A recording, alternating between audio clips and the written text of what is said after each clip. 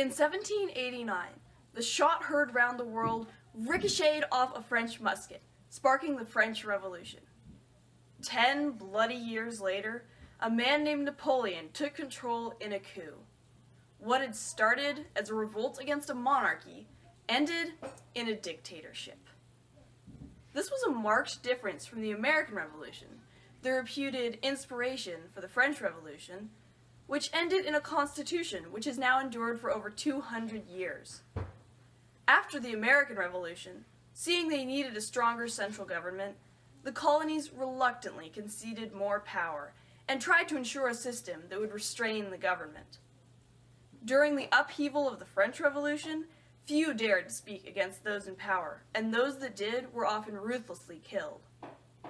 Why were these two revolutions, both supposedly aiming at the same goal, liberty, so vastly different? The main reason is that though they both claimed to pursue liberty, they had drastically different ideas about how liberty could, or should, be achieved. The American revolutionaries saw government as a necessary evil. The French revolutionaries, on the other hand, saw it as a means to an end, a tool to create the perfect society. And as such, people did not need protection from such a government, but rather to cede to it in every way. The rights we have in our Constitution are what have ensured our union throughout these years. By preventing abuse and allowing the people to change their government and give voice to their thoughts and concerns, the First Amendment rights especially play a large role in preventing the dissolution of the Republic. And one way to see this is to compare what happened in our nation to what happened in the French Revolution, where these rights are concerned. The first right given in the First Amendment is the free exercise of religion. Unfortunately, it's all too easy to see that this right was not implemented in the French Revolution. One of the clearest examples, but by no means the only one, was the execution of Catholic clergy and religious. At the climax of the Reign of Terror, 16 Carmelite nuns were executed for, quote, attachment to their religion and their king. As was recorded in the opera Dialogues des Carmelites by noted French composer Francis Poulenc, they sang hymns as they mounted the scaffold. The normally cheering, bloodthirsty crowd fell silent. 10 days later, the Thermidorian reaction had brought the Reign of Terror to a close and Robespierre to execution. Oppression to this extreme cannot be tolerated for long. The First Amendment protects Americans from this tyranny. The freedom of conscience is important because it's the root of who we think we are and what we think we need to change in the government. For instance, prohibition was largely sought after for religious motives. But the main way the freedom of religion prevents revolt is by preventing a cause of revolt, tyrannies which try to keep people from worshiping as they think right. The second is the rights regarding press and speech. According to Charles Walton, author of Policing Public Opinion in the French Revolution, in the French Revolution, quote, almost a third of those indicted by revolutionary tribunals during the Terror were targeted for speech crimes, resulting in thousands of executions, end quote. In the French Revolution, you were not allowed to speak out against the regime. This was a blatant disregard of the rights of free speech and free press, and explained the continual turmoil. People could not change their government and were unwilling to remain under such tyranny. In America, people are able to expound their disgust with the government to great length. In my newspaper, I often see President Biden mocked. Whether or not this is right, it is unique to our country that we can mock him, our most visible leader, with no fear of reprisal. In our country, we can change things. We can encourage others to vote differently. We can demand that our government, whom we hire and fire, listen to us.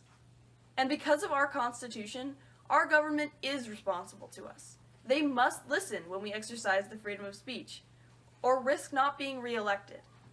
This means we can change who's in power and what they can achieve, without forcibly replacing them, as was the case in the French Revolution.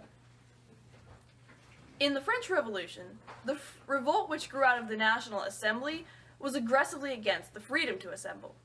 One instance of this was the Society of Revolutionary Women, which the Jacobins eventually shut down despite its pro-revolutionary stance. With no freedom to assemble, the French people lost an ability to stand together to defy the powers that be. This clamping down on assembly was both a symptom of and an effect on the tyranny of the revolutionary government. In America, the right of the people peaceably to assemble shall not be infringed upon. With the right to peaceably assemble, we can protest without needing to defend ourselves. Similarly to our freedom of speech in the press, the freedom to assemble allows us to demand change without fear. This also helps to keep our desire for change from becoming bottled up and kept from fresh air in secret societies.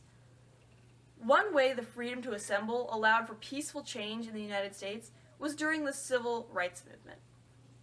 Because the NAACP was able to continue its peaceful demonstrations, significant change for the better was brought about without revolution, showing that the freedom to assemble is an important tool for change without uprising. One well-known victim of the French Revolution, the French author Olympe de Gouges, called for a vote between federalism, a republic, or a constitutional monarchy. For this, she was executed. In the French Revolution, anyone petitioning the government risked being seen as an enemy to the French people and sent to their death. The various governments brooked no argument to their tyrannical ways, and, naturally, did not see fit to change them until literally forced to. In the Declaration of Independence, one reason given for separation was, quote, "In every stage of these oppressions, we have petitioned for redress in the most humble terms. Our repeated petitions have been answered only by repeated injury." End quote. When the founders turned to making their own system, this right was naturally included. Not only do we have the right to demand change, our government is even required to listen to us. Once, however, the right to petition was suspended in the United States. As slavery became a major issue, the abolitionists flooded the petitioning, and the gag laws, which stifled conversation over slavery and squelched the right to petition from 1836 to 1844, were put in place.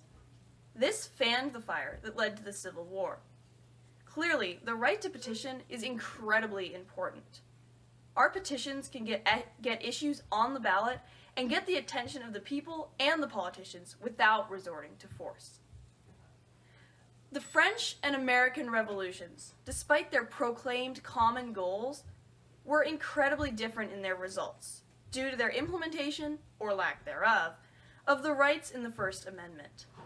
The French Revolution was a time of turmoil and frequent counter-revolution. Each group involved, whether radical or conservative, knew the only way they could change things was to seize power, or if in power, fight to keep it. The rights in the First Amendment allow us to change our government. They allow us to let out our passions in nonviolent ways and demand change without arms. Most importantly, they keep us from needing to revolt by protecting our most important freedoms, such as religion, freedom to assembly, and the free flow of ideas. Because of these rights, we enjoy the liberty that both the French and American revolutions were seeking. But we must be alert and use our rights, rather than complaining that nothing can be done. We can exercise our freedom of speech and the press to tell others about an issue. We can put together petitions to clarify what we are seeking, then contact our representatives with them.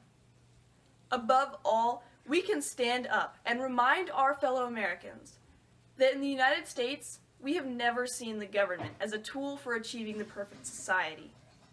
And we must not hand over our rights in the hopes that it can do this. If we can remember this, we can continue to avoid the folly and bloodshed of the French Revolution. Thank you.